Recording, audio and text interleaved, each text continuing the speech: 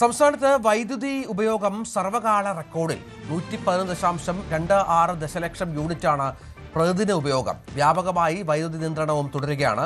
പ്രതിസന്ധിക്ക് പരിഹാരം ആലോചിക്കാൻ ഉന്നതതല യോഗം ഇന്ന് ചേരുന്നുണ്ട്. നിലവിലുള്ള അപ്രഖ്യാപിത ലോഡ് ഷെഡിംഗ് സമയം കൂട്ടുന്നതടക്കം ബോർഡിന്റെ പരിഗണനയിലുണ്ട്.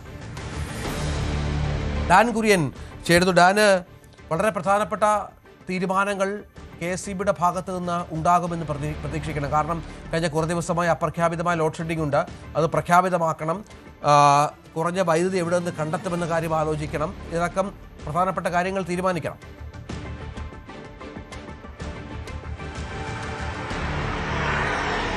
വൈദ്യുതി ഉപയോഗം സർവകാല റെക്കോർഡിലേക്ക് മാറുന്ന സാഹചര്യമാണ് നിലവിൽ.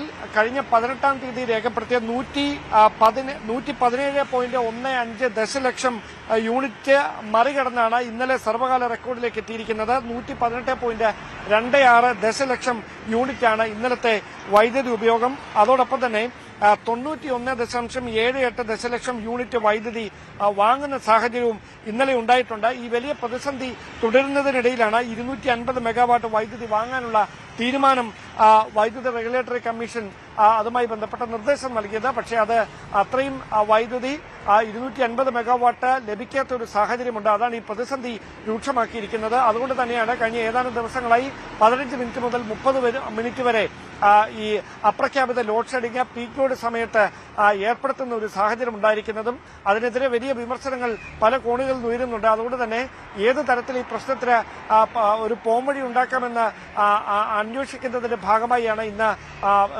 KSEBിയുടെ ഉന്നത ഉദ്യോഗസ്ഥരുടെ യോഗം ചേരുന്നത്. ഈ യോഗത്തിൽ ഇത് ഔദ്യോഗികമായി ലോഡ് ഷെഡിംഗ് പ്രഖ്യാപിക്കുകയും അത് നടപ്പിലാക്കേണ്ട സമയം ക്രമത്തിൽ ഒരുപക്ഷെ ചില ഭേദഗതികളൊക്കെ ഉണ്ടായേക്കുമെന്ന് തന്നെയാണ് സൂചന. എന്തായാലും ഈ 250 മെഗാവാട്ട് വൈദ്യുതി ഏത് വിധേനയും ലഭ്യമാക്കാനുള്ള സാധ്യതകൾ തേടുകയാണ് KSEB. അതല്ല എങ്കിൽ വലിയൊരു പ്രതിസന്ധിയിലേക്ക് നീങ്ങുമെന്നതാണ് നിലവിലെ സാഹചര്യം. കൂടുതൽ വാർത്തകൾക്ക് News 18 Kerala YouTube channel subscribe ചെയ്യുക.